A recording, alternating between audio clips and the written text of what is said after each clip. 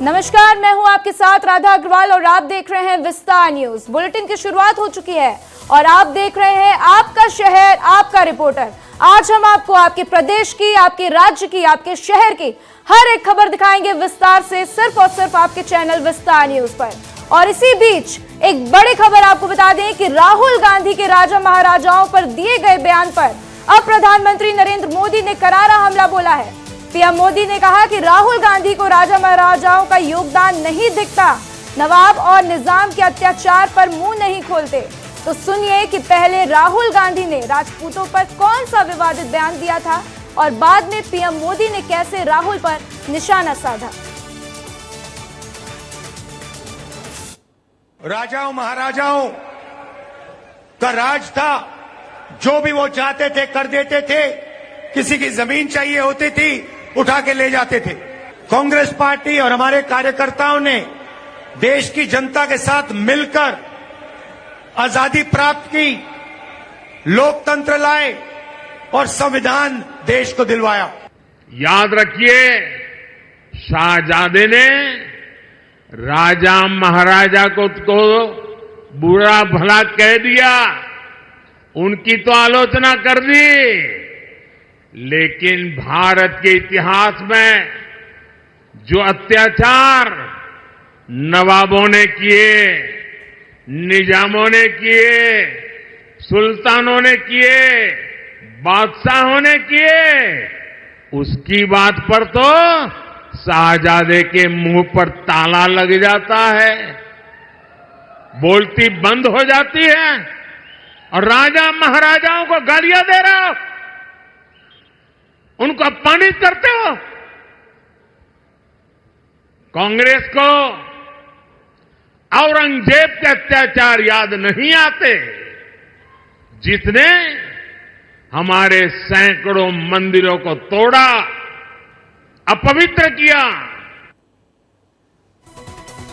तो एक और अरविंदर सिंह लवली ने दिल्ली प्रदेश अध्यक्ष पद से इस्तीफा दे दिया, तो वहीं दूसरी ओर कांग्रेस कार्यकर्ता कन्हैया कुमार के खिलाफ फिर खड़े हो गए हैं। दिल्ली कांग्रेस के कार्यकर्ताओं ने बड़ी संख्या में पार्टी के दफ्तर के बाहर प्रदर्शन किया है। तो कार्यकर्ताओं का कहना है कि उत्तर पूर्वी दिल्ली से किसी लोकल को ही कैंडिडेट बनाना चाहिए, न कि किसी बाहरी को मौका देना चाहिए। तो ऐसा रिपोर्टर्स ने कहा जा रहा है कि अरविंदर सिंह लवली के इस्तीफे के पीछे की वजह आपके साथ गठबंधन के अलावा कन्हैया कुमार भी एक फैक्टर है। तो ये बड़ी अपडेट है, बड़ी खबर है, आपको सब कुछ बता रहे हैं और इस रिपोर्ट में देख लीजिए कि आखिर ऐसा क्यों हुआ है।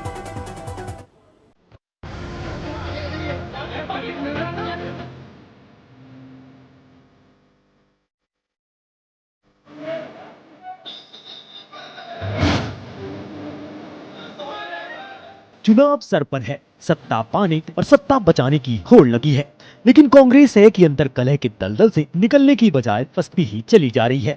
अब दिल्ली में लोकसभा चुनाव से ठीक पहले कांग्रेस को करारा झटका लगा है। दिल्ली कांग्रेस के अध्यक्ष अमरिंदर सिंह ने मल्लिकार्जुन खड़गे को चिट्ठी लिखकर अध्यक्ष पद से इस्तीफा दे दिया। 4 पन्नों के इस्तीफे में उन तमाम बातों का जिक्र है जिसमें वजह बताई गई। लवली ने लिखा कि कैसे वो आला कमान के हर फैसले के साथ रहे, लेकिन आला कमान ने दिल्ली इकाई को हर फैसले में नजरअंदाज किया। उन्होंने आम आदमी पार्टी के साथ गठबंधन को भी इस्तीफे की बड़ी वजह बताई है। इस्तीफे के बाद अमरिंदर सिंह लवली के घर कांग्रेस नेताओं और समर्थकों का जमावड़ा लग गया। उन्होंने आला कमान के खिलाफ जमकर नारेबाजी की। दीक्षित भी उनसे मिलने उनके घर पहुंचे। लवली ने तो कुछ नहीं कहा, लेकिन संदीप दीक्षित ने मीडिया को इस्तीफे की बड़ी वजह बताई। उन्होंने बताया कि अमरिंदर सिंह लवली के मन में कुछ पीड़ा थी। उनकी पीड़ा है कि दिल्ली में हम अपनी पुरानी साख को लाने के लिए संघर्ष कर रहे हैं। कांग्रेस का अध्यक्ष बनना कांटों का ताज है। स्पष्ट रूप से उनके मन में बहुत पीड़ा है और कुछ चीजों को लेकर आंदोलित है। उनको लगता है कि पिछले महीने 2 महीने में जिस तरीके से जो बातें, मैंने ठीक से उनकी चिट्ठी नहीं पढ़ी पूरे हर पॉइंट पर, तो मैं नहीं कोई प्रतिक्रिया दे पाऊंगा, लेकिन एक व्यक्तिगत पीड़ा है, एक कांग्रेस अध्यक्ष होके और एक कांग्रेस का कार्यकर्ता। दरअसल अमरिंदर सिंह लवली ने खड़गे को लिखे पत्र में जो वजह बताई, उसके मुताबिक दिल्ली कांग्रेस इकाई उस पार्टी के साथ गठबंधन के खिलाफ थी जो कांग्रेस पार्टी के खिलाफ झूठे, मनगढ़ंत और दुर्भावनापूर्ण भ्रष्टाचार के आरोप लगाने के आधार पर बनी थी। इसके बावजूद पार्टी ने दिल्ली में आप के साथ गठबंधन करने का फैसला किया। लोकसभा चुनाव के लिए कैंडिडेट का फाइनल फैसला कांग्रेस आला कमान का होता है, जिसका मैं सम्मान करता हूं। लेकिन आला कमान ने 2 कैंडिडेट्स ऐसे उतारे जिनके बारे में दिल्ली कांग्रेस से चर्चा नहीं की गई। अगर मुझे पहले बताया होता तो मैं ज्यादा बेहतर तैयार कर पाता। अभी तक पार्टी के किसी भी सीनियर लीडर ने मुझसे लोकल नेताओं के साथ समीकरण बनाने को लेकर चर्चा नहीं की। मैं हर नाराज नेता से मिलकर पार्टी को एकजुट रखने की कोशिश करता रहा। लवली ने कहा कि चूंकि वह पार्टी कार्यकर्ताओं के हितों की रक्षा नहीं कर सकते, इसलिए उन्हें उक्त पद पर बने रहने का कोई कारण नजर नहीं आता। बता दें, नॉर्थ वेस्ट दिल्ली और नॉर्थ ईस्ट दिल्ली पर कैंडिडेट्स का विरोध लवली अपनी चिट्ठी में कर रहे हैं। वो नाम है कन्हैया कुमार और उदित राज का।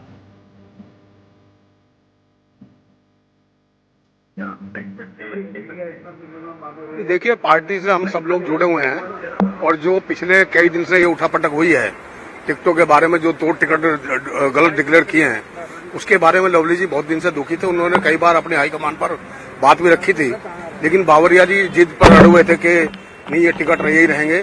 तो आज लवली जी ने मतलब कार्यकर्ताओं की नब्ज को पहचानते हुए आज अपने पद से इस्तीफा दिया है।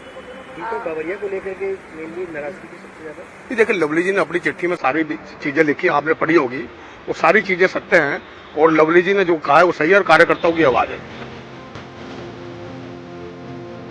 लवली के इस्तीफे पर भाजपा नेता कह रहे हैं कांग्रेस में एक परिवार ही सब कुछ चलाना चाहता है, जिससे जमीनी नेता तंग है। दिखाई देता है कि कल तक कांग्रेस जिन लोगों पर भ्रष्टाचार के आरोप लगाते थे, आज वो उन्हीं लोगों के साथ समझौता करके चुनाव लड़ रहे हैं। ये कैसे संभव है? साफ दिखाई दे रहा है कि वहां लोगों को घुटन हो रही है, इसलिए वे इस्तीफा दे रहे हैं। हालांकि कांग्रेस की अलायंस पार्टी कांग्रेस का अंदरूनी मामला बताकर बोलने से बच रही है। देखिए, कांग्रेस के अंदर सब ठीक ठाक नहीं है। कांग्रेस में जिस प्रकार से एक परिवार सबको चलाना चाहता है और परिवार ही तय करता है, उससे पार्टी के जो जमीनी नेता वो तंग है। और जिस प्रकार से उन्होंने आम आदमी पार्टी का साथ समझौता किया और लोगों को, अपने कार्यकर्ताओं को मजबूर किया, उससे कार्यकर्ता भी तंग है। और जमीन पर उनके कार्यकर्ता आज आम आदमी पार्टी के नेताओं के लिए, जहां उनके सांसदों, जिनको सांसद के लिए टिकट मिला, उनके लिए काम कर नहीं रहे। कोई देखता है उनको कि कल तक जिन लोगों को लेकर वह खुद भ्रष्टाचार के आरोप लगाते थे, आज उन्हीं लोगों के साथ समझौता कर चुनाव लड़े, ये कैसे पॉसिबल है? से अरविंदर लवली जी ने सारी बातें स्पष्ट कर दी है। पहले तो दिल्ली से ऐसे प्रत्याशियों को उतारना जिनका ना दिल्ली से कोई वास्ता था, ना उनकी पार्टी से कोई वास्ता था, इसीलिए कन्हैया कुमार से और उदित राज से नाराज होकर कई कांग्रेस के कार्यकर्ता जो बचे कुचे थे वो सड़कों पर थे। उन्होंने कहा कि किस प्रकार से कन्हैया कुमार, जिसने आतंकवादियों की पैरवी की है, नक्सलियों को शहीद कहा है, सुरक्षा बलों को बलात्कारी कहा है, ऐसे व्यक्ति को टिकट कैसे दिया गया? देखिए, कांग्रेस हमारी अलायंस पार्टनर है और उनकी पार्टी का ये आंतरिक मामला है। मुझे लगता है कि वो ही उसके बारे में बोलें तो वो ज्यादा बेहतर है। बता दें कि अमरिंदर लवली कांग्रेस के कद्दावर नेता रहे हैं और दिल्ली की शीला दीक्षित सरकार में मंत्री भी रहे। उनका ये पत्र कांग्रेस ही उनके साथ मिलकर चुनाव लड़ रही आम आदमी पार्टी पर भी भारी पड़ सकता है। रिपोर्ट विस्तार न्यूज। तो आपने देखा कि कांग्रेस के कद्दावर नेता खुद ही कांग्रेस पर सवाल उठा रहे हैं और कह रहे हैं कि गठबंधन ही गलत है। आम आदमी पार्टी और कांग्रेस का गठबंधन नहीं होना चाहिए था, क्योंकि जो लोग भ्रष्टाचार का आरोप लगा रहे थे, जो कह रहे थे कि कांग्रेस गलत है, उन्हीं से आपने गठबंधन कर लिया। खैर, आगे बढ़ते और बात करते हैं महादेव ऐप की। महादेव ऐप केस में छत्तीसगढ़ के बस्तर से गिरफ्तार एक्टर साहिल खान को मुंबई की कोर्ट ने 1 मई तक पुलिस रिमांड पर भेज दिया है। साहिल 4 दिन पुलिस कस्टडी में रहेंगे। मुंबई में मेडिकल के बाद उन्हें कोर्ट में पेश किया गया। कोर्ट में पुलिस ने साहिल खान को महादेव बेटिंग ऐप में आरोपी बताया है। पुलिस के मुताबिक साहिल ने इस ऐप को सोशल मीडिया और दूसरे प्लेटफॉर्म्स पर प्रमोट किया। पुलिस के मुताबिक कानूनी कार्रवाई से बचने के लिए लगातार अपना लोकेशन बदलते हुए साहिल महाराष्ट्र के सीमावर्ती राज्यों से होते हुए छत्तीसगढ़ पहुंचे थे। तो वहीं साहिल खान ने अपनी गिरफ्तारी को लेकर कहा कि उनको न्यायपालिका पर पूरा भरोसा है। I believe in India's judiciary. मैं यकीन रखता हूँ इंडिया के देश के कानून पे और मुंबई पुलिस पर। इससे ज्यादा कुछ नहीं कह पाऊंगा मैं। तो आपने सुना, साहिल खान कह रहे हैं कि उनको देश की न्यायपालिका पर पूरा भरोसा है। तो वहीं महादेव सट्टा ऐप को लेकर प्रदेश की सियासत भी तेज हो गई है, क्योंकि पीसीसी चीफ दीपक बैज ने बीजेपी पर आरोप लगाते हुए कहा कि चुनाव के समय ही बीजेपी को महादेव ऐप की याद आती है। क्या कहा है, सुनिए। महादेव सट्टा ऐप सिर्फ एक ही गिरफ्तारी भारतीय जनता पार्टी ने की है। कई एफआईआर, कई गिरफ्तारियां कांग्रेस की सरकार में हुई है और महादेव सट्टा ऐप भारतीय जनता पार्टी सिर्फ चुनाव के समय आरोप लगाती है। आज सरकार इनकी है, केंद्र में भी इनकी है, राज्य में भी इनकी है। बंद क्यों नहीं कर रही है? क्या महादेव सट्टा ऐप के नाम से भारतीय जनता पार्टी को चुनावी चंदा आ रहा है क्या, जो बंद नहीं कर रही है? अगर हिम्मत है तो महादेव सट्टा ऐप को बंद करना चाहिए भारतीय जनता पार्टी की सरकार को। तो अब आपके मन में ये सवाल जरूर आ रहा होगा कि आखिर साहिल खान कौन है। एक्टर साहिल खान अपने फिटनेस के लिए जाने जाते हैं। आपको बता दें कि उन्होंने एक्सक्यूज मी और स्टाइल जैसी फिल्मों में काम किया है। हालांकि वे फिल्मों में कुछ कमाल नहीं कर सके और उन्होंने इंडस्ट्री छोड़ दी। इसके बाद उनकी फिटनेस जर्नी शुरू हुई और वो फिटनेस इन्फ्लुएंसर बन गए। तो साहिल डिवाइन न्यूट्रिशन नाम की एक कंपनी भी चलाते हैं, जो कि सप्लीमेंट्स बेचती है। तो साहिल का करियर आपको बता दें कि फिल्मी दुनिया में कुछ खास नहीं रहा। फिर उन्होंने अपनी फिटनेस जर्नी शुरू कर दी और अगर सोशल मीडिया प्लेटफॉर्म्स की बात कर लीजिए तो चाहे यूट्यूब हो या ट्विटर हो या फिर इंस्टाग्राम, तीनों ही प्लेटफॉर्म्स पर साहिल के अच्छे फॉलोअर्स हैं जो उनको फॉलो करते हैं, जो उनके फिटनेस स्टाइल को कॉपी करते हैं। और इसीलिए आइए हम जानते हैं इस खबर पर पूरी जानकारी लेंगे अपने सहयोगी संजय ठाकुर से। संजय, आप हमारे साथ जुड़ चुके हैं। संजय, आपसे मैं जानना चाहूंगी, महादेव सट्टा ऐप को लेकर सियासत गरमा गई है प्रदेश में। साहिल खान को गिरफ्तार कर लिया गया। मुंबई पुलिस को बड़ी कामयाबी मिली है क्योंकि छत्तीसगढ़ से ही उन्होंने साहिल खान को गिरफ्तार किया है। आगे ये कार्रवाई कैसे होगी? कोर्ट में हालांकि उनकी पेशी हुई, उन्होंने कहा कि न्यायपालिका पर उनको पूरा भरोसा है। ऐसा कहे कि क्या कहना चाहते हैं साहिल खान? राधा, पूरा नेक्सस समझिए। एक महादेव सट्टा ऐप, एक ऑनलाइन प्लेटफॉर्म जिससे आप सट्टेबाजी कर सकते हैं। ये शुरू होता है दुर्ग से और इसके बाद इसके तार कभी दुबई जाते हैं, कभी दिल्ली जाते हैं, कभी मुंबई जाते हैं, कभी भोपाल जाते हैं और अब इसके तार पहुंचे हैं बस्तर। साहिल खान जो कि बहुत बड़े फिटनेस इन्फ्लुएंसर हैं, बहुत बड़े सेलिब्रिटी हैं, 10.9 मिलियन जिनके फॉलोअर्स हैं, मतलब 1 करोड़ 9 लाख फॉलोअर्स वाले साहिल खान जो हैं वो आज गिरफ्तार हो जाते हैं बस्तर से। किस मामले में? कि महादेव सट्टा ऐप नेटवर्क जो है इसका एक सब सट्टा ऐप था लोटस ऐप के नाम से, जिसके भागीदार साहिल खान है, ऐसा आरोप उनके ऊपर लगा है। कोर्ट में आज उनकी पेशी हुई। कोर्ट ने जमानत देने से इनकार कर दिया और 4 दिन के लिए अब वो हिरासत में रहेंगे।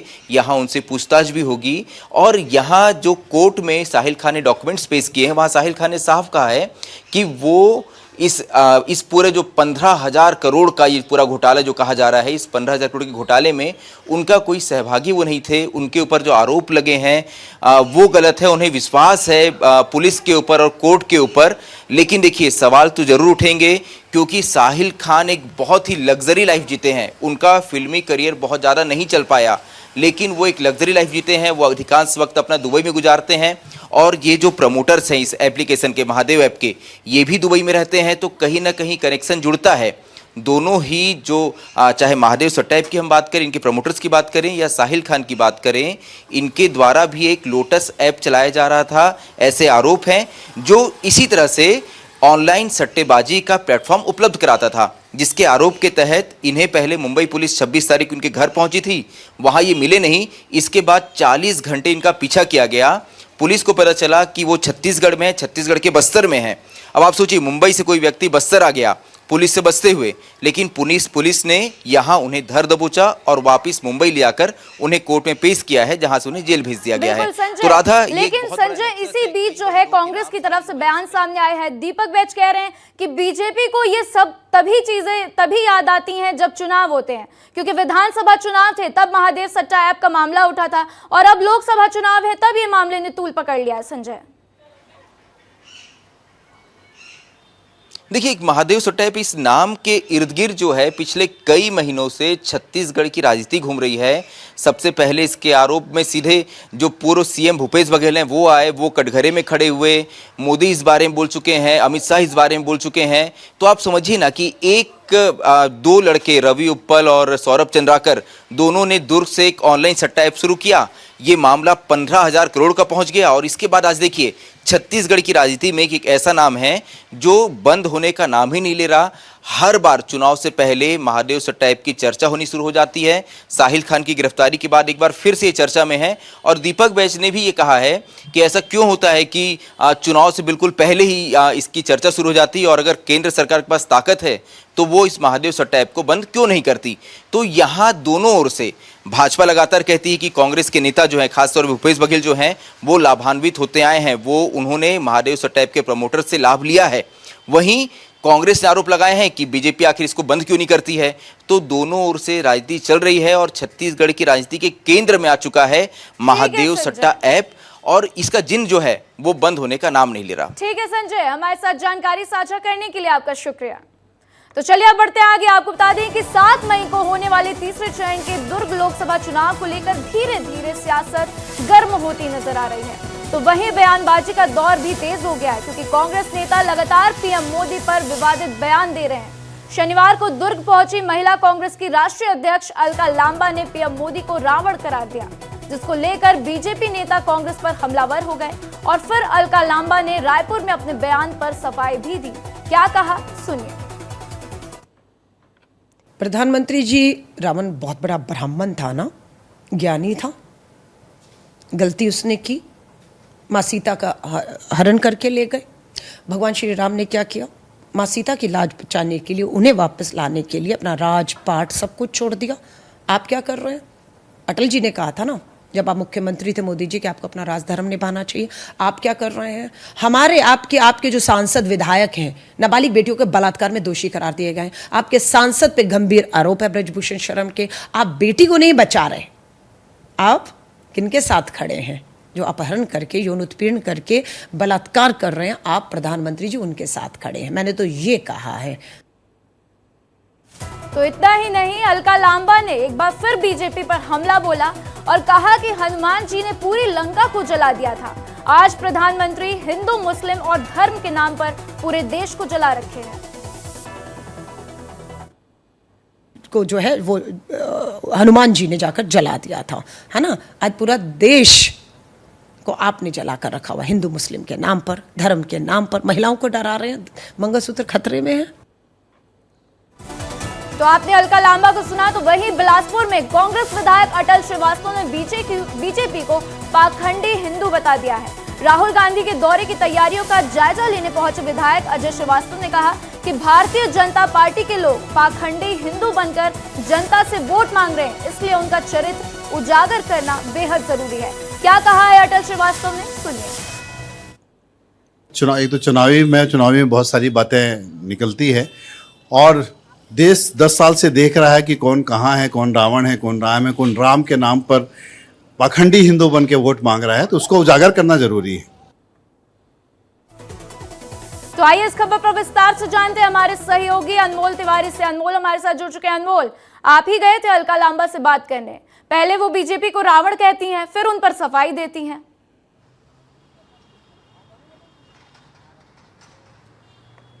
देखिए राधा, चुनावी मौसम है और राजनीतिक गलियारों में हलचल तेज है और बयानबाजी होते रहते हैं। इसी बीच अलका लांबा भी छत्तीसगढ़ प्रवास पर हैं, तो उन्होंने पीएम मोदी को लेकर एक बड़ी बात कह दी, रावण से तुलना कर डाली। अब होना क्या था, विवाद बढ़ गया। पीएम मोदी से ऐसी कांग्रेस के नेताओं का रिश्ता बयानबाजी में ठीक रहा नहीं है। इससे पहले भी हम देखें कि चरणदास महंत और कवासी लखमा किस तरीके से बयान देते आए हैं।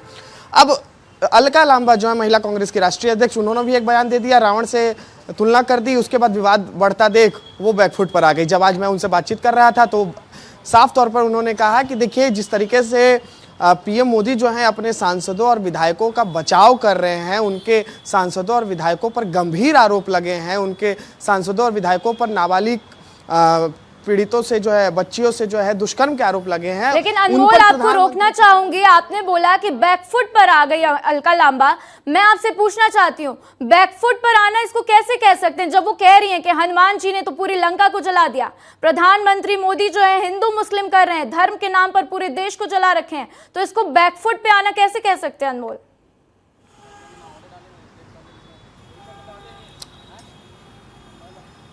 देखिए, चूंकि रावण वाला जो मामला था, रावण वाले मामले में उन्होंने इसको विस्तार से समझाया कि आखिर वो किस संदर्भ में बोल रही थी। वो बोली कि प्रधानमंत्री जो है अपने सांसदों और बृजभूषण सिंह, शरण सिंह का उन्होंने नाम भी लिया। उन्होंने बाकायदा बताया कि ऐसे लोगों का जो है प्रधानमंत्री बचाव कर रहे हैं, इसलिए मैंने ये बयान दिया। लेकिन आपने सही बोला कि ठीक अगले कुछ मिनटों में उन्होंने एक और बयान दिया और उन्होंने कहा कि मोदी जी जो हैं देश को जला कर रखे हैं, जैसे हनुमान जी लंका को जला कर रखे थे। तो देखिए, ये जो आक्रामक रवैया है ना, ये अपनाते रहती हैं। अलका लांबा हमेशा अपने बयानबाजी के लिए जानी जाती हैं और अभी फिलहाल वो छत्तीसगढ़ आई थी, आज उनका अंतिम दिन था प्रवास पर। तो ये देखिए, एक मीडिया में सुर्खियों में बने रहने के लिए भी नेताओं के द्वारा इस तरीके के बयान दिए जाते रहते हैं। एक पॉलिटिकल स्टंट के रूप में भी हम इसे देख सकते हैं कि ताकि एक जनता में मैसेज जाए कि हम कांग्रेस का जो है प्रतिनिधित्व कर रहे हैं और हम लगातार जो है किसी से पीछे नहीं है, बीजेपी से हम बयानबाजी में पीछे नहीं हटना चाहते हैं। देखिए, तो ये राधा, हम समझिए इस बात को कि राजनीतिक गलियारों में इस तरीके की बातें आती रहती है। चुनाव का मौसम है। ठीक है, तो आपने सुना, अनमोल बता रहे थे कि अलका लांबा ने किस तरीके से रावण पर बयान, प्रधानमंत्री मोदी को रावण से कंपेयर करने के बाद अपनी सफाई दी, अपनी बात रखी और इस पूरे मामले पर अपनी सफाई दी है। तो चलिए अनमोल, आपका इन तमाम जानकारियों के लिए बहुत बहुत शुक्रिया। तो चलिए बढ़ते आगे और बात कर लेते हैं मनेंद्रगढ़ की, जहां पर चिरमिरी में बीते दिनों पंडित धीरेन्द्र शास्त्री की कथा का कार्यक्रम हुआ, जिसमें बीजेपी उम्मीदवार सरोज पांडे के बैनर पोस्टर लगाए गए। मंच से भी खुद पंडित धीरेन्द्र शास्त्री ने कथा कराने के लिए सरोज पांडे का धन्यवाद कहा था। अब निर्वाचन अधिकारी ने बीजेपी प्रत्याशी को नोटिस थमा दिया है, तो वहीं कांग्रेस ने भी बीजेपी प्रत्याशी पर आरोप लगाया है। इनका कहना है कि निर्वाचन अधिकारी ने नोटिस में कहा है कि उस आयोजन के माध्यम से बीजेपी प्रत्याशी ने अपना प्रचार किया है। और क्या कहा धीरेन्द्र शास्त्री ने, सुन लीजिए। यह कार्यक्रम का आयोजन हमारे प्रिय बसंत अग्रवाल, श्याम बिहारी जायसवाल जी एवं सरोज पांडे जी आपके द्वारा यह आयोजन करवाया गया संत सम्मेलन। जोरदार ताली बजा करके इनको धन्यवाद दीजिएगा। तो वही कांग्रेस के नेता प्रतिपक्ष शरण दास महंत ने कहा है कि धीरेन्द्र शास्त्री तो यहां मोदी की कथा करने आए थे। मैं बिल्कुल गलत देख रहा हूं, ऐसा होना ही नहीं चाहिए। यहाँ जब भी चुनाव हुए हैं, धर्म को वाकई अलग रख के हुआ है। हम सब भगवान को एक मानते हैं, ईश्वर अल्लाह तेरे नाम, सबको सम्मति दे भगवान, उस विचारधारा के लोग हैं, वो कांग्रेस पार्टी मानती आई है। इसलिए हम सबको, देवी देवताएं सब मानते सबको हैं, मगर चुनाव में उनका दुरुपयोग नहीं करते। और जिस ढंग से वो दुरुपयोग कर रहा है वो निश्चित रूप से गलत बात है और उनको ऐसा नहीं करना चाहिए।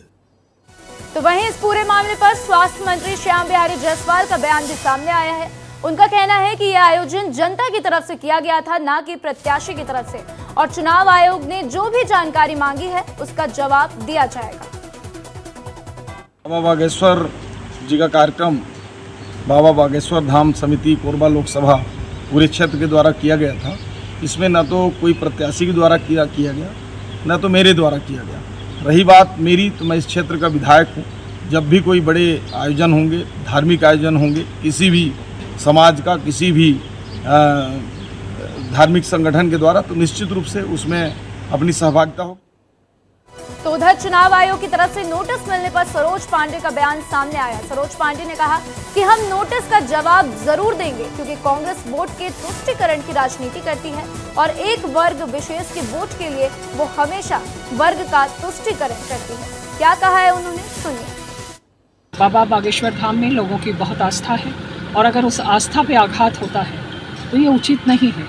हर कोई अपनी आस्था, जहाँ उसकी आस्था हो, जा सकते हैं। ये पहले भगवान राम के लिए भी यही करते थे। कांग्रेस का ये पुराना इतिहास है कि वो वोट के तुष्टीकरण की राजनीति करते हैं और एक वर्ग विशेष के वोट के लिए वो हमेशा वर्ग का तुष्टीकरण करते हैं और वोट की राजनीति करते हैं। तो आइए इस खबर पर विस्तार से जानते हैं, हमारे सहयोगी दिलीप के साथ बातचीत करते हैं। दिलीप हमारे साथ जुड़ चुके हैं। दिलीप, बीजेपी उम्मीदवार सरोज पांडे के ऊपर अब निर्वाचन आयोग ने संज्ञान लिया है, उनको नोटिस भेज दिया है कि आप जो है चुनाव प्रचार कर रहे हैं। इसको कैसे देखते हैं दिलीप? देखिए, ये जो नोटिस जारी किया गया है निर्वाचन आयोग की तरफ से, उसमें एक बात है वो बड़ा साफ लिखा गया है। उसमें लिखा गया है कि चौक चौराहों में और शासकीय परिसंपत्तियों में भारतीय जनता पार्टी के अभ्यर्थी के द्वारा बागेश्वर धाम सरकार की तरफ से अपना फोटो और बागेश्वर धाम के जो धीरेन्द्र शास्त्री है उनका फोटो चस्पा करके राजनीतिक प्रचार प्रसार किया गया है और ये आदर्श आचार संहिता का सीधा उल्लंघन है। क्यों ना आपके खिलाफ कार्रवाई की जाए।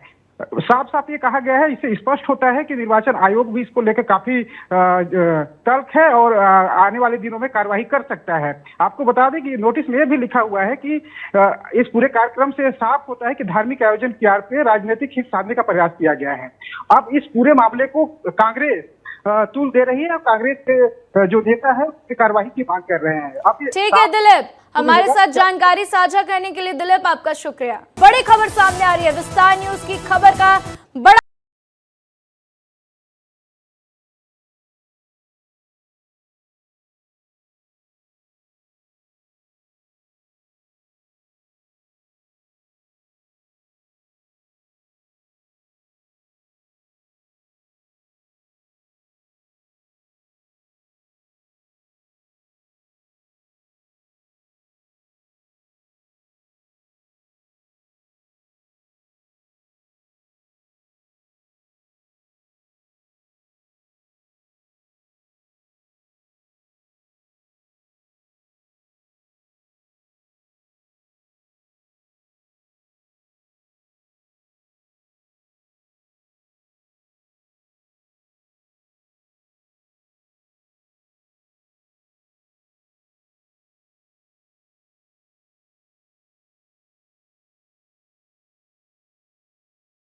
रहे हैं और आप ये तस्वीरें देख लीजिए।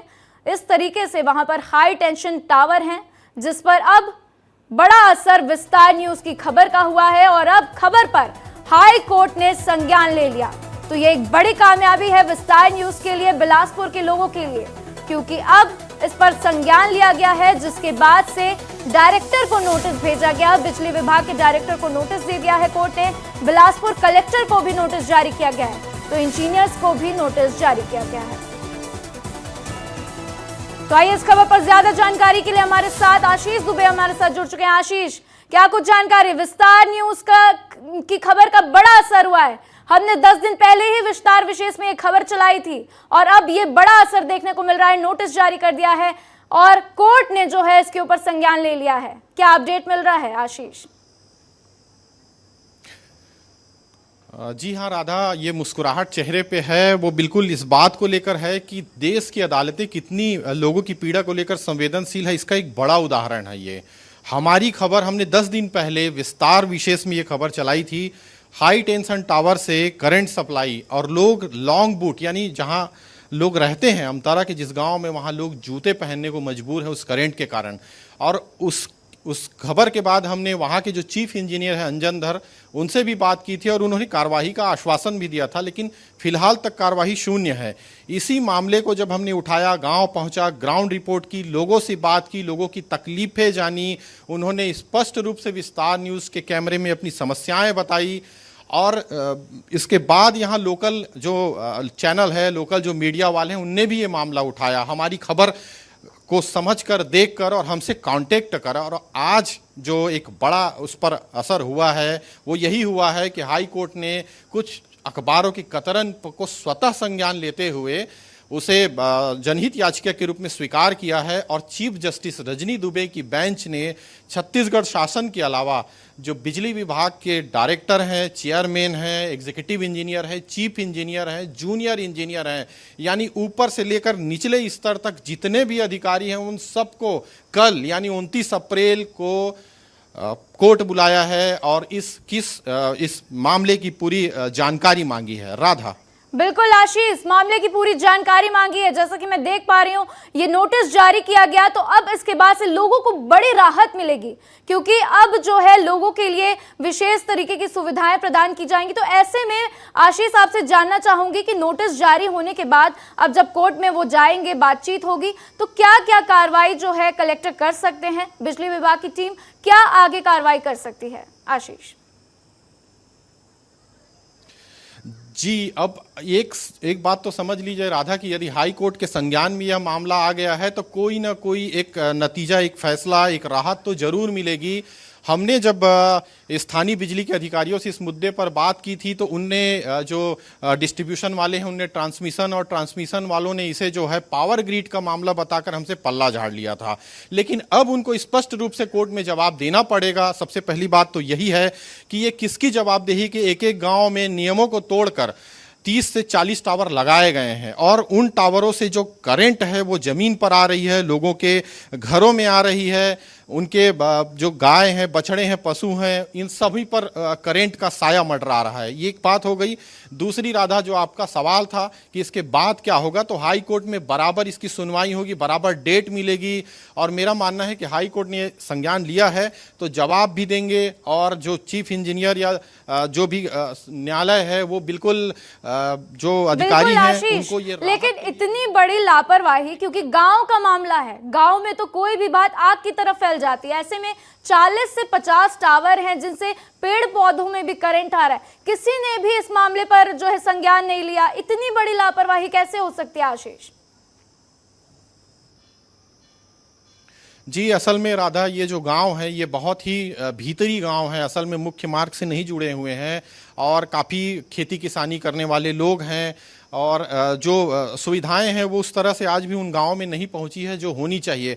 तो एक गांव जो पहले से बसा हुआ था, और जब वहां एक पावर ग्रिड तैयार हुआ तो उस पावर ग्रिड में पावर सप्लाई करने के लिए वो टावर लगाए गए, और इसे ज़्यादा दिन नहीं हुआ है, ये 5 साल के भीतर का ही मामला है कि वहाँ ये टावर लगे हैं, और धीरे धीरे वो टावर से जो है करंट की सप्लाई पूरे गाँव में आने लगी है। राधा, एक बात और बताना चाहूँगा कि एक तरफ बिजली विभाग जब कोई बड़ा टावर होता है तो कहता है कि जो जिंदगियां हैं रहने वाली, बसने वाली, वो उस टावरों के किनारे हो जाए, लेकिन यहाँ पे जो गांव में हम लोगों ने जो तस्वीरें देखी हैं वो बड़ी भयावह है कि वहाँ उन टावरों के नीचे जिंदगियां बस रही हैं और हजारों की तादाद में लोग वहाँ रहते हैं, जो कि बड़ा ही दुर्भाग्य है। तो आने वाले दिनों में ये तो आपने सुना, आशीष हमारे सहयोगी ये जानकारी दे रहे हैं। 10 दिन पहले ही विस्तार विशेष में हमने इस खबर को दिखाया था, लोगों तक पहुंचाने की कोशिश की थी, और अब हाई कोर्ट ने इस पर संज्ञान ले लिया है। ठीक है आशीष, जानकारी साझा करने के लिए आपका शुक्रिया, लेकिन मैं आपसे चाहूंगी कि आप हमारे साथ बने रहें, अगली खबर पर आपका रुख करेंगे। तो इसी बीच अब आपको बता दें कि तीसरे चरण के लोकसभा चुनाव को लेकर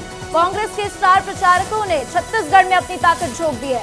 29 अप्रैल को कांग्रेस के पूर्व अध्यक्ष राहुल गांधी बिलासपुर दौरे पर आ रहे हैं, जनसभा को संबोधित करेंगे। तो वहीं कांग्रेस के राष्ट्रीय अध्यक्ष मल्लिकार्जुन खड़गे भी 30 अप्रैल को छत्तीसगढ़ का दौरा करने वाले हैं, तो जहां वे जांजगीर लोकसभा सीट में चुनावी सभा को संबोधित करेंगे। तो कांग्रेस के दिग्गज नेताओं के दौरे को लेकर पार्टी ने भी तैयारी शुरू कर दी है। तो बिलासपुर पहुंचे सचिन पायलट ने राहुल गांधी के दौरे को लेकर हो रही तैयारियों का जायजा लिया, और इसके साथ ही पार्टी नेताओं के साथ बैठक कर आगे की रणनीति भी बनाई है।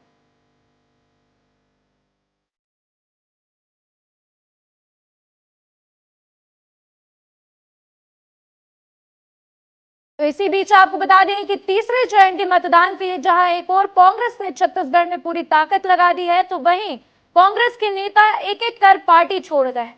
जांजगीर चांपा में कांग्रेस को एक बार फिर बड़ा झटका लगा है, क्योंकि कांग्रेस प्रदेश सचिव राघवेंद्र पांडे ने पार्टी से इस्तीफा दे दिया है।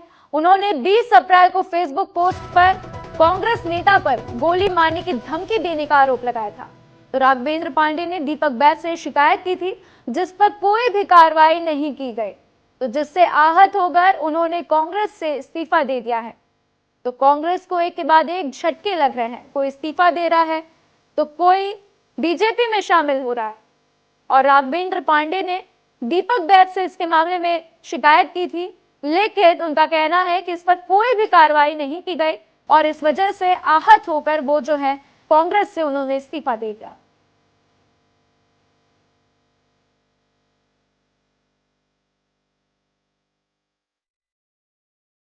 ये खबर हम आपको बड़ी अपडेट दे रहे हैं कि तीसरे चरण के मतदान के लिए कांग्रेस को एक बार फिर झटका लगा है। आखिर क्या वजह रही जिसकी वजह से आपने पार्टी की सदस्यता और पद से इस्तीफा दिया है? कुछ लोग मेरी छवि खराब करने के लिए लगातार प्रयास कर रहे हैं। अब उनके खिलाफ मेरे तरफ से किसी प्रकार की प्रतिक्रिया पार्टी की मर्यादा को लांघना हो सकता है, तो मैं पार्टी की मर्यादा का सम्मान करता हूं। इसलिए आज मैंने पार्टी के पद और प्राथमिक सदस्यता से इस्तीफा दे दिया है ताकि मैं जांजगीर चांपा के स्वाभिमान के लिए लड़ सकूं। हाल ही में सनातन धर्म के खिलाफ भी कुछ लोगों ने आपत्तिजनक कार्य किया है। दुर्भाग्य से लोग कांग्रेस पार्टी से जुड़े हुए हैं। मैं सभी धर्मों का सम्मान करता हूं, लेकिन ये भी सच है कि मैं सनातनी हूं। तो सनातन धर्म के ध्वज के खिलाफ में कोई कार्य करे उसका मैं समर्थन नहीं कर सकता हूं। इसलिए मैंने पार्टी और पद को छोड़ दिया है। इससे पहले आपको पता है कि पार्टी के एक मंच में ही गोली मारकर मेरी हत्या करने की भी धमकी दी गई है। तो ऐसी परंपरा लोकतंत्र के लिए दुर्भाग्य है, घातक है। मैं समझता हूँ लोकतंत्र में सभी व्यक्तियों को अपने बात रखने का हक है। इस प्रकार का धमकी देना या किसी धर्म के खिलाफ किसी ध्वज को उतारने की कार्रवाई करना ये सही नहीं है। कांग्रेस नेता द्वारा आपको गोली मारने की धमकी दी गई थी, यही बड़ी वजह हो सकती है क्या भाई? ये सबसे बड़ी वजह है। आप अब इस पार्टी से इस्तीफा के बाद आप क्या जन सरोकार के काम करते हैं, तो क्या भाजपा में जाने का प्लानिंग है? क्योंकि अधिकतर लोग अभी कांग्रेस छोड़कर भाजपा में ही जा रहे हैं। सवाल आपका अच्छा है, कहना भी जायज़ है, लेकिन मेरा प्रोफाइल जन सरोकार से जुड़ा हुआ है। मैं कांग्रेस से इस्तीफा देने के बाद लोगों के हक के लिए जमीन में संघर्ष करूंगा। जैसे कि आप जुदेव परिवार से जुड़े हुए हैं तो भाजपा से प्रिपेयर करते हैं, तो क्या भाजपा में जाने की कयास लगाए जा रहे हैं, इस पर क्या कहेंगे? छत्तीसगढ़ में जुदेव परिवार भाजपा के पितृ पुरुष है और जुदेव परिवार से मुझे जो सम्मान मिला है वो शायद दुनिया में मुझे कहीं सम्मान नहीं मिलेगा। तो दिवंगत युद्धवीर सिंह जुदेव जी जब थे तब तक मैं भाजपा में प्रवेश नहीं किया। उन्होंने मुझे राजनीति को स्वतंत्र करके रखा था, तो भी भाजपा में जाने का कोई सवाल ही नहीं होता है। मैं लोकहित के लिए लड़ाई लड़ूंगा। तो आइए इस खबर पर विस्तार से जानते हैं हमारे सहयोगी आशीष दुबे से। आशीष हमारे साथ जुड़ चुके हैं। आशीष, आज आप सचिन पायलट जब पहुंचे, उन्होंने जायजा लिया तो आप वहां पर मौजूद थे, आपने उनसे बातचीत करने की कोशिश की। क्या क्या तैयारियां हो गई है? कल राहुल गांधी बिलासपुर के दौरे पर आ रहे हैं आशीष। जी बिल्कुल राधा, तैयारी यहाँ लगभग पूरी हो गई है। सुबह डोम बनाए जा रहे थे, बड़े नेताओं का डेरा लगा हुआ था, विधायक थे, प्रदेश सचिव थे, राष्ट्रीय जो इनके शीर्ष लेवल के नेता है वो भी थे, सचिन पायलट जी भी मौजूद थे वहाँ, दीपक बैज जी भी थे।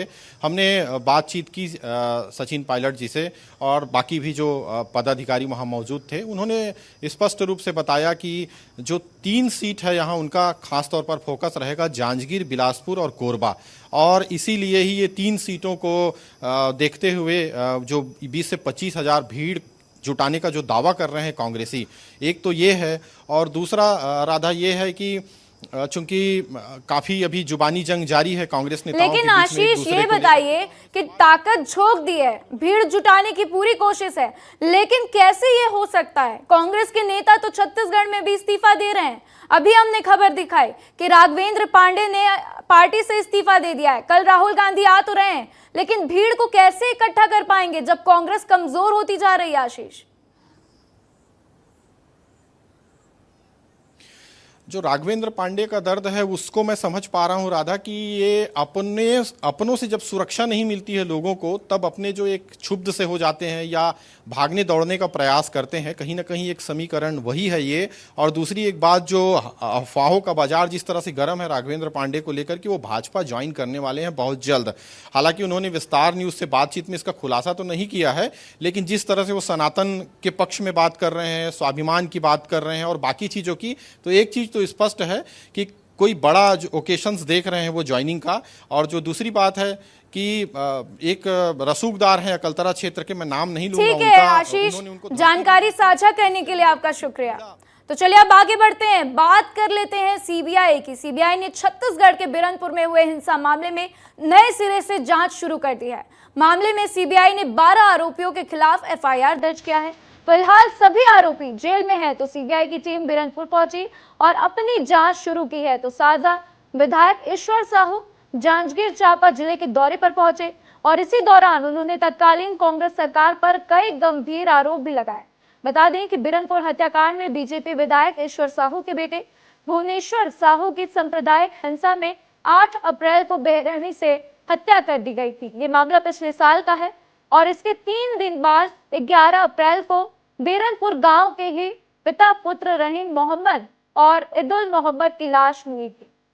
तो ये अपडेट हम आपको दे रहे हैं कि सीबीआई ने अब इस मामले पर जांच शुरू कर दी है और सीबीआई की टीम बिरनपुर पहुंची है। आज कांड में आपके बेटे की भी हत्या हुई थी, आपने सीबीआई जांच की मांग की थी और सीबीआई जो है पूछताछ के लिए पहुंची। क्या आपसे पूछताछ की गई है? नहीं, अभी पूछताछ नहीं की है। क्या आप जो कांग्रेस सरकार है उसमें लापरवाही बरती गई थी, क्या कहेंगे? हाँ, कांग्रेस सरकार में बहुत ही लापरवाही बरते गए। कब उसके लापरवाही की वजह से तो आज मैं अपना बेटा खोया हूँ। क्या आप कैसा न्याय चाहते हैं आप? मेरे बेटे के हत्यारा जो है उनको सजा मिलना चाहिए। मैंने मेरे बेटे के नामजद, क्योंकि जहाँ जिस टाइम में मेरे बेटे की हत्या हुई उस गांव में मैं भी था। सैकड़ों की संख्या में लोग, मुस्लिम समुदाय के लोग आए, हम लोगों पे वार किए, मेरे लड़के को खींच के ले गए। मैंने नामजद 40-45 लोगों का नाम दिया। मेरे गांव के और बहुत से हिंदू भाई लोगों को भी चोट लगे थे, लेकिन मैं बहुत चक्कर गया, बहुत बार चक्कर मारा, शासन प्रशासन के पास गुहार लगाया, बहुत न्याय के लिए। मैं और अपने बेटे की फ़ोटो लेके मैं हर शासन प्रशासन के पास गया हूँ, लेकिन मोर एक नहीं सुनी। सिर्फ नाम के लिए 12 लोगों को गिरफ्तार कर दे रही थी, लेकिन जो और भी है, जो असली कातिल है वो आज भी गांव में घुमाते हैं। लेकिन तो आइए इस खबर पर हमारे सहयोगी दिलीप हमारे साथ जुड़ चुके हैं, उनसे तमाम जानकारी लेंगे। दिलीप, आपसे जानना चाहूंगी कि आज सीबीआई ने जांच शुरू कर दी है, लेकिन ईश्वर साहू ने कहा है कि कांग्रेस सरकार जो है उन्होंने उनके साथ न्याय नहीं किया, तत्कालीन कांग्रेस सरकार पर नए गंभीर आरोप लगा दिए हैं। उन्होंने कहा कि चक्कर बहुत काटे लेकिन कुछ भी नहीं हुआ। आपसे मैं जानना चाहूंगी इस पर। देखिए, राधा ईश्वर साहू जो अभी वर्तमान में बीजेपी के विधायक है, उन्होंने इस इंटरव्यू में बहुत बड़ी बात कही है। उन्होंने कहा है कि सिर्फ 12 लोगों को पुलिस ने गिरफ्तार किया है, जबकि मैंने 40 से 45 लोग का नाम दिया था और मैं खुद घटना स्थल पर मौजूद था। मैंने बहुत चक्कर काटे और मेरे से मुझे न्याय नहीं मिला।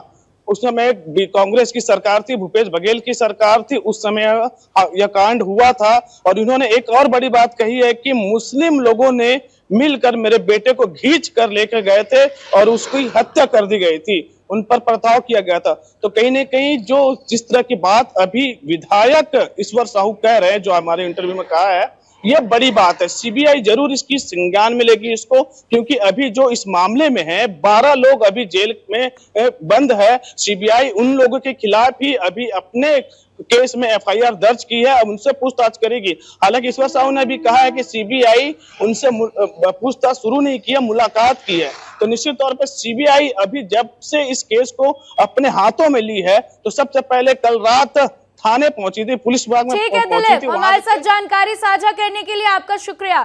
तो चलिए बढ़ते हैं आगे राजगढ़ की ओर। राजगढ़ से कांग्रेस नेता दीपक जोशी ने बड़ा खुलासा किया। उन्होंने बस स्टॉप बनाने में कमीशनखोरी के आरोप में खुद को अपराधी बता दिया है। तो दीपक जोशी ने कहा है कि सांसद विधायक सबसे ज्यादा ऐसे ही कमीशन लेते हैं। एक बस स्टॉप बनाने में 1-1 लाख रुपए मिलते हैं। तो दीपक जोशी ने एक बड़ा बयान दे दिया, एक बड़ा खुलासा कर दिया और कह दिया कि बस स्टॉप बनाने में कमीशनखोरी के आरोप में खुद को अपराधी बता दिया है। तो कांग्रेस की तरफ से ये बयान आया है। ये मामला राजगढ़ का है, जहां पर दीपक जोशी ने ये बयान दिया है और खुद को अपराधी बता रहे हैं और खुद ही कह रहे हैं कि सांसद विधायक सबसे ज्यादा जो है ऐसे ही कमीशन लेते हैं और करीब 1-1 लाख रुपए जो है एक-एक बस स्टॉप बनाने में मिलते हैं।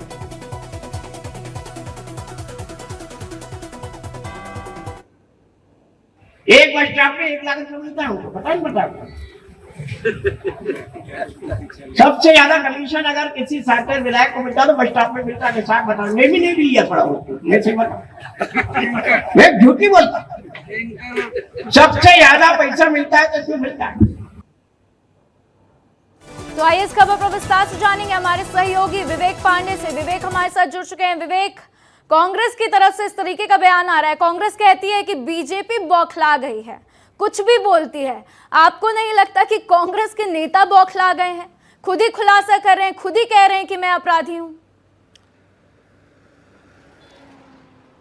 राधा, एक बड़ी बात है कि दीपक जोशी कोई कमज़ोर शख्स नहीं है और पूर्व मंत्री रहे हैं शिवराज सरकार में।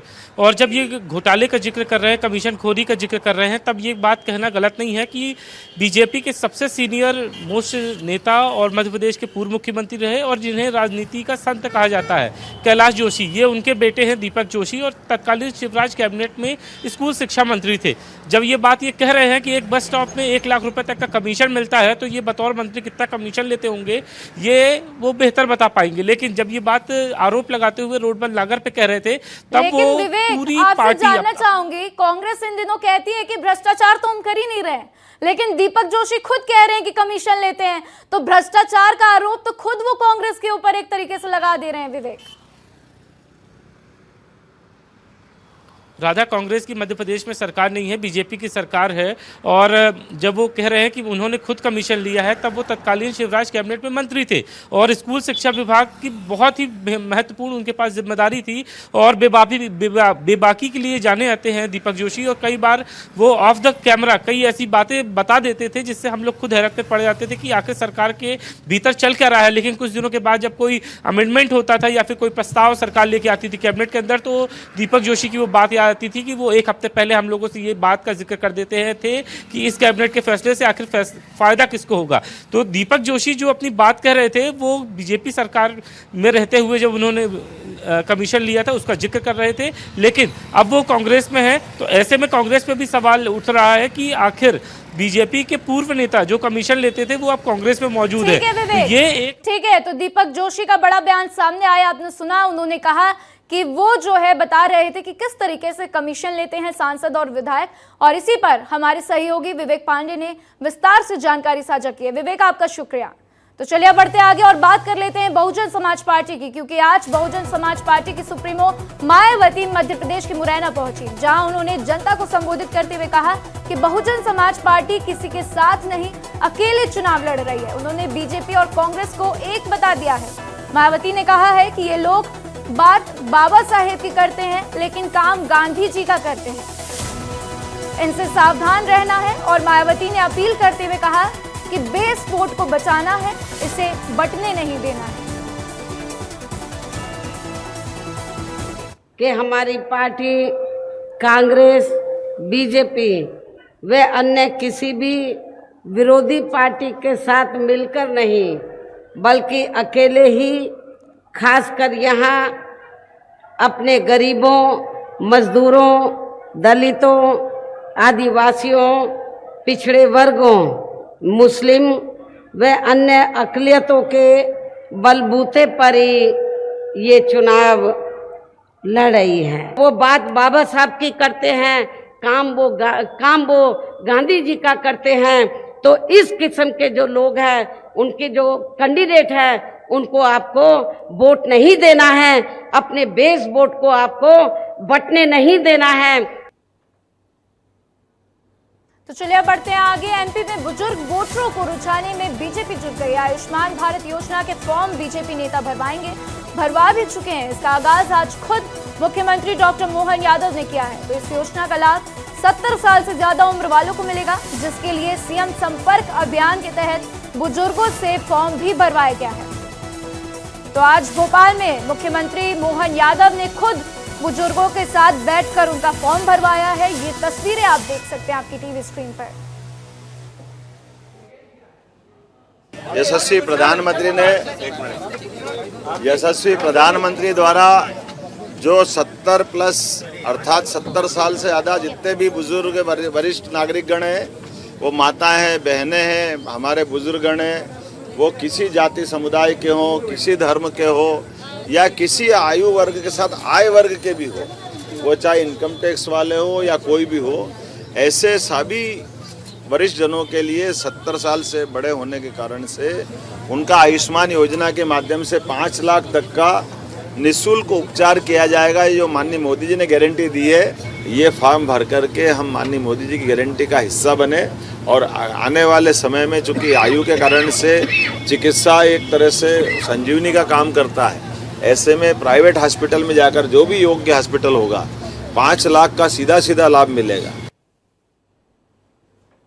तो आज आयुष्मान भारत योजना के फॉर्म भरवाने के लिए खुद मुख्यमंत्री डॉक्टर मोहन यादव लोगों के बीच पहुंच गए, जहां पर उन्होंने पहुंचकर लोगों से फॉर्म भरवाया और प्रधानमंत्री मोदी की जमकर तारीफ की। तो एमपी में बुजुर्ग वोटरों को रिझाने में बीजेपी पूरी तरीके से जुट गई है और पीएम मोदी ने अपने मैनिफेस्टो में जो बीजेपी ने बात कही थी उसको पूरा करने के लिए मध्य प्रदेश में इसकी शुरुआत कर दी गई। और ये तस्वीरें आपने अपनी टीवी स्क्रीन पर भी देखी, आपने मोहन यादव को भी आपने सुना, उन्होंने बीजेपी की जमकर तारीफ की है, प्रधानमंत्री मोदी की जमकर तारीफ की है। फिलहाल इस बुलेटिन में इतना ही, मुझे दीजिए इजाजत, नमस्कार।